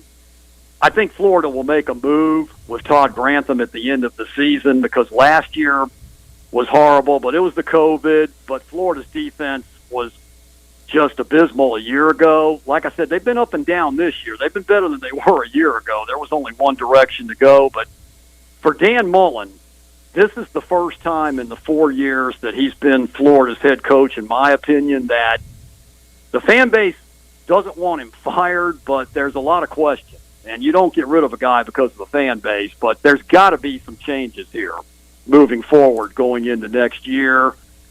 And recruiting has to pick up. I've mentioned that with you guys before on your show.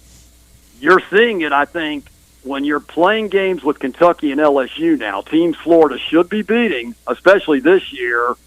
And I just don't think they have the depth and the talent because of recruiting. They lost Ventrell Miller earlier in the season, who honestly is the only true middle linebacker Florida has on that roster right now. It should never be that way.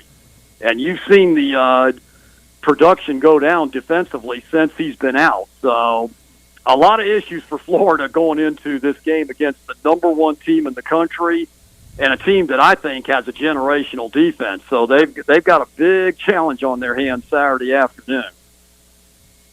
Well, yeah, especially since Georgia's philosophy offensively is to run the ball first, power game, run it at you, beat you up.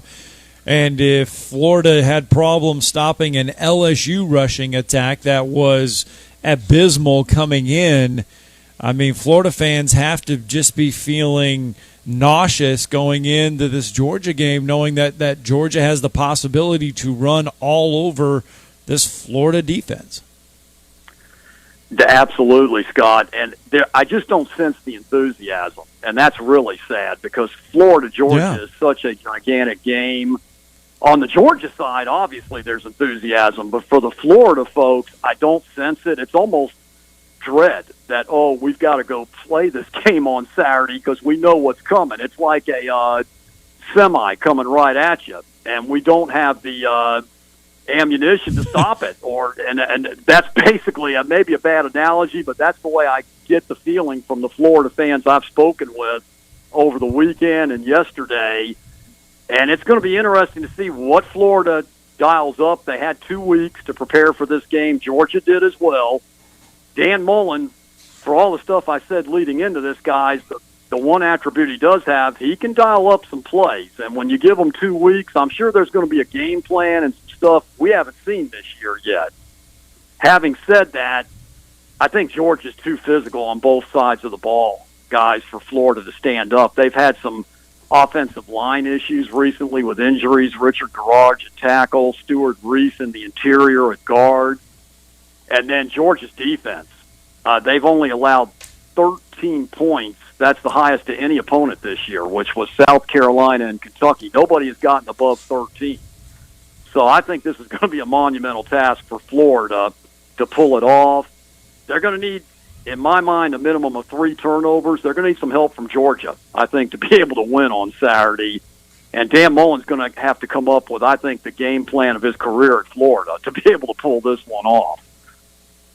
Well, John, I would say for them to do that, I would think Anthony Richardson would have to start with some of the throws that I've seen him make, with some of the things he can do with his legs. No disrespect to Emory Jones, but and I know you've basically referenced it earlier in the conversation, but he's just the more talented player in my opinion. No doubt, Drew. And Emory's a kid that love when we get to interview him. He's a fine young man. He's paid his dues. But Anthony Richardson's the better player. You just hit the nail on the head. He's got to be out there. And for Florida to have any chance to pull this off, in my opinion, Anthony Richardson's going to have to play the majority of the game, and he's going to have to make some explosive plays that we have seen against LSU, Florida Atlantic, and South Florida. Having said that, Anthony Richardson hasn't seen anything like he's going to see on Saturday with this Georgia Bulldog defense. And I was thinking the other day, this is a heck of a time to have this young man have his first start, but he needs to start the game, win or lose. And looking beyond this game, and for Dan Mullen and the Florida program, I think you've got to get Anthony Richardson out there, let him have the rest of the season, build some enthusiasm back up in the program. Florida's schedule in November, 4 winnable games. If they can run the table after the Georgia game and win the ball game, you can finish 9-4, which is a disappointing year. However, you end with a lot of momentum. You have Anthony Richardson coming in next year as your starter, and I feel like there's going to be a coordinator change with Todd Grantham. I don't see any way Dan can justify bringing him back for another season. We'll see how it finishes out. I know Dan's very loyal with Todd Grantham, and he's been with him from Mississippi State to Florida, but I think this is the end of the line for him. And in Todd Grantham's career, he has never stayed anywhere more than 4 years, which this happens to be the 4th year. So I think there'll be a change there, but Anthony Richardson has to be the quarterback moving forward for Florida in 2021, no doubt. Well, how does Florida put points on the board then against a Georgia defense that has not given up a ton of points all season long? Though the one good thing I guess you can say about Florida is even in that LSU game, even though LSU was running up and down the field, Florida was able to answer pretty much every score of LSU score with a score of their own. I think you're going to have to get Anthony Richardson out on the edge, Scott, and he's going to have to use his legs and his arm, and he's going to have to be dynamic for them to be able to score against Georgia. I also think Florida needs to give Dameon Pierce the ball more. They've got a 3-headed running back rotation, but Dameon Pierce, in my opinion, is the best back of the 3, and he only got 5 carries in the LSU game. That was another baffling thing that I didn't understand Dan Mullen did, but I think you've got to get him more involved, and I think you're going to have to use your tight ends, which we saw against Alabama. Dan Mullen used them there. Then he's kind of gone away from them again. So I think Kamari Gamble's got to be part of this on Saturday, and Jacob Copeland, who's their leading receiver. You've got to get him the ball more out in open space. It's not going to be easy.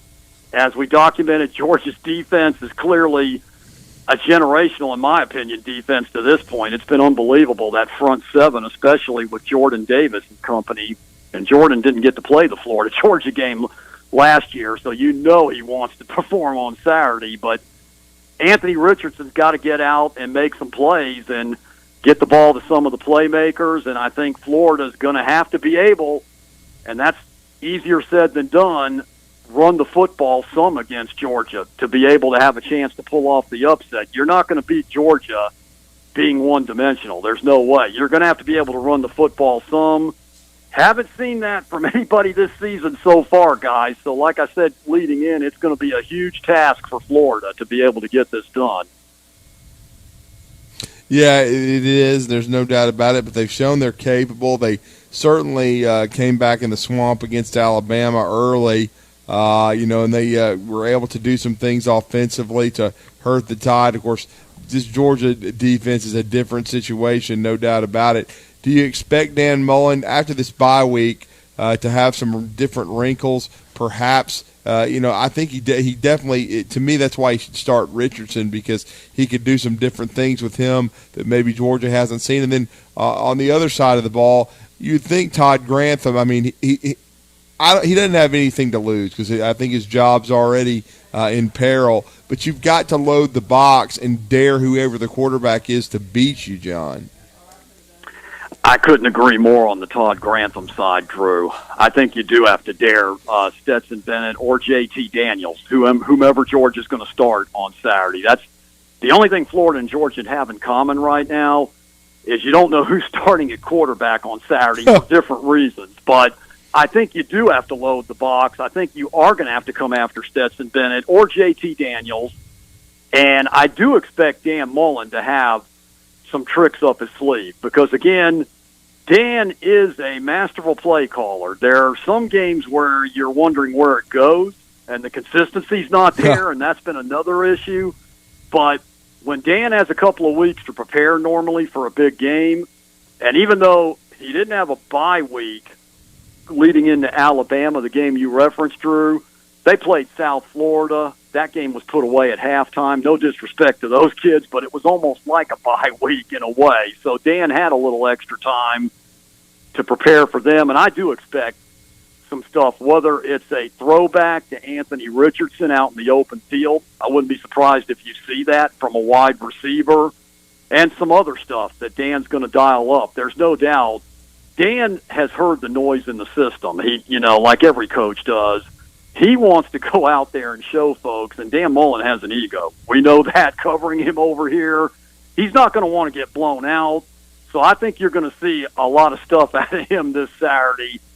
The question is, with all that being said, is it enough? I personally don't think so, guys, but I think they could make it entertaining for maybe 2.5 quarters Saturday against Georgia. Well, we will see, no doubt about it. I know you're going to have full coverage, John. We always appreciate it. Let everybody know how to connect with you and all you do with your daily radio show and, of course, covering the Gators. Well, they can connect with me online at Twitter at JF_Sports Now. My show, by the way, guys, it's moved. It's 5 to 7 now on WFOY, which is 1240news.com. And as always, appreciate being on. Always a pleasure to be with you guys. And for your producer, Chad, and everybody over there, go Braves tonight. Let me close with that. Let's hope they bring it home. We appreciate the sentiment, man. Thanks, John. Have a great rest of your day. Thank you, guys. Let's get our final break in. When we come back, and wrap up our Tuesday from Bill Penny Toyota. Your tomorrow's headlines today. You're listening to Talkin Ball on 97.7 ESPN, The Zone. Our last reported accident was on Ford's Chapel near Rock Spring in Morgan County. That one sounded like a no injury. Parkway northbound near Jones Valley had injuries. 6th Avenue in East Moulton in Decatur also an injury type. Both of those may still be trying to clear. Everything else looks pretty good this morning. Just a lot of folks in last-minute dash mode. The Somnodent from Dr. Sandman's an easy-to-use oral device. No mask, no hose. And insurance accepted for sleep apnea and for snoring. 350-CARE or RandallSandlin.com. Captain Nick in the North Parkway Popeye Skywatch Traffic Center. Game 1 of the World Series. The Houston Astros entered the Fall Classic for the 3rd time in 5 years. This is a team that had a chip on their shoulder. They wanted to get to the World Series to prove that they can do it the right way. While the Braves are making their first appearance since 1999. Man, it's special. What we have is special. It was a new person every day. God! Eddie Rosario! Game 1 of the Braves and Astros. Coverage begins tonight at 7 Eastern on ESPN Radio and on the ESPN app. At Bryant Bank, we believe your goals are worth chasing, and every step along the way is worth celebrating. From your hopes for the future to the challenges that keep you up at night, we're here for you. Bryant Bankers put care into action to help you live legendary by stepping up when you need us most and doing what's right, even when no one is watching. Come experience a local bank whose people greet you by name and treat you like family.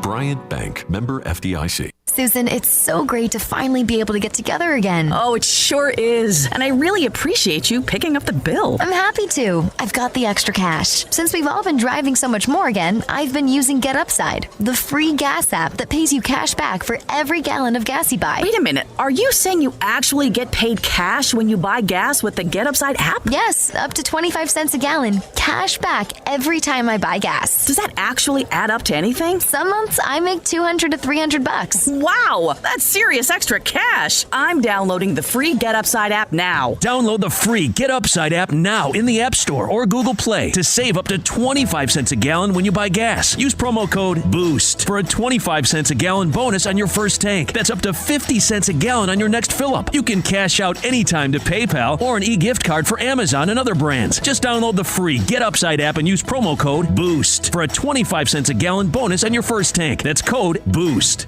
Explore the culture of craft at Liquor Express and Craft Beer Store, offering over 800 artisanal wines, 1,000 craft beers including 105 rotating taps, and an extensive array of spirits featuring highly collectible bourbons. Come enjoy our craft beer and whiskey bar featuring draft, wines by the glass, or specialty cocktails. Ask about party planning and discounts. Wine case deals are available. Check our social media for upcoming events. We strive to be the cleanest store in town. That Liquor Express and Craft Beer Store, 1812 University Drive, Huntsville.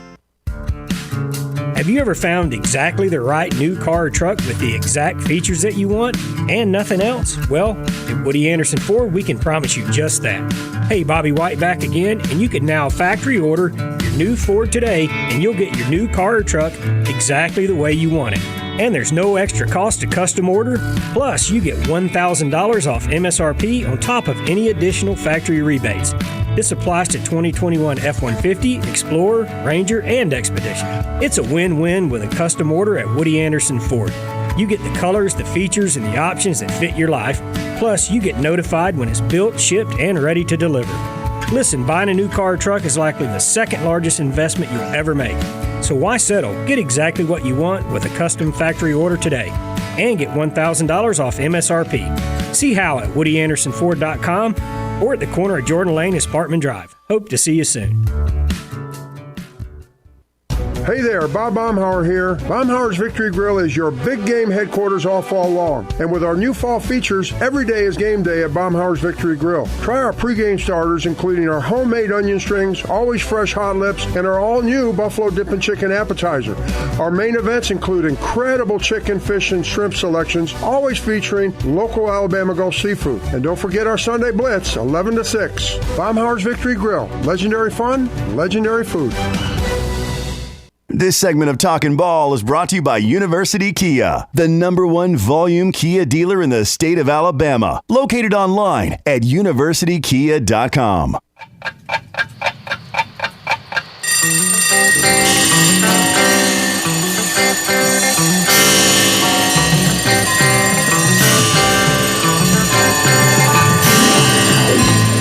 It's time for tomorrow's headlines today with Scott Tyson and Drew DeArmond on 97.7 ESPN The Zone. And time does keep on slipping back into the future, and it also slips back into the past as well. On this day in 1984, Drew, the world was ushered in the Michael Jordan era for the Chicago Bulls. He made his debut on this day in 1984 against the Washington Bullets.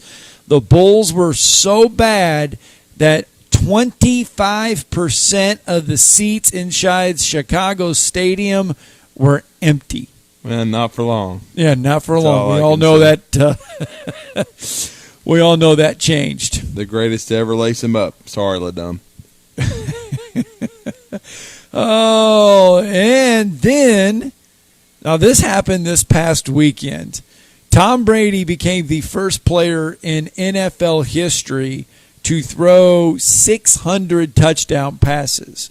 Mike Evans caught the 600th ball, didn't realize that it was the 600th ball, gave it to a fan in the stands. So the fan obviously had a huge bargaining chip. Yeah. So they have come to an agreement on what the fan gets in exchange, okay? Now Tom Brady chipped this in himself. He gave the guy one Bitcoin, which is worth $63,000. It's the cryptocurrency. So Tom Brady chipped that in himself. The team is giving him 2 signed Tom Brady jerseys and helmet valued at $10,000. A Mike Evans signed jersey and game cleats valued at $2,000. A $1,000 credit at the Tampa Bay Bucks store. And 2 season tickets for the remainder of the 2021 and 2022 football season. So that's valued at $20,000. So that is what the fan that caught Tom Brady's 600th touchdown pass is going to get. Mercy. He's going to give Mike Evans some hell. Cost him a lot of money. And the Bucks a lot of money as well. Mercy. Oh, man. Comes out to around $100,000. $100,000 is what the fan that caught Tom Brady's 600th pass, or 600 touchdown pass. Nobody in the NFL has 600. All right, don't forget tonight you get World Series Game 1 on 97.7 ESPN The Zone after the drive, I believe. Because it'll be after the drive. You'll get to listen to the drive with Stephen West, and then that'll lead in to the World Series Game 1. Your expectations real fast for Game 1 of that World Series. Braves win. I think Charlie Morton will pitch his best game of the postseason. He's been a little shaky, not bad by any stretch. He hasn't gotten deep into a game. Hopefully he can give them 5 or 6 innings and they can use the bullpen. And I hope Bill's right about Luke Jackson. I mean, Luke had a good year, was a huge part of the Braves bullpen in the 8th inning. For whatever reason, he didn't have it against the Dodgers, but if he can bounce back and be his old self as to what he was in the regular season, I mean, Atlanta's going to be really tough to deal with. Tyler Matzik. Minter has been nails. I mean, he has just been – he's completely turned his season around for the Atlanta Braves, and Will Smith as well. Will Smith has been unbelievable. So hopefully Everyday Eddie, Rosario can stay hot, certainly, and then find a way to get Soler some at-bats as well. Going to be interested to see how that lineup goes. But I tend to agree with Bill with what you saw Rosario just do, hitting .560, getting the 14 hits, with tying a postseason series record, being MVP of the NLCS. I think you got to roll, keep it rolling. All right, that's going to do it for our 2 hours of fun here on 97.7 ESPN The Zone's Talking Ball. We'll be back at it tomorrow morning again, live from Bill Penny Toyota, the service department. Don't forget, Monday through Friday till 7 p.m., and then on Saturday from 7 to 5. You buy 3 tires, you get that 4th one for $1 here at Bill Penny Toyota in the service department. Guys, enjoy your chilly Tuesday. We'll be back at it tomorrow. Don't forget, WZZN.half off deal, $55 for a round of golf for 2 and a cart at Gunner's Landing. You've got to experience Toyotathon at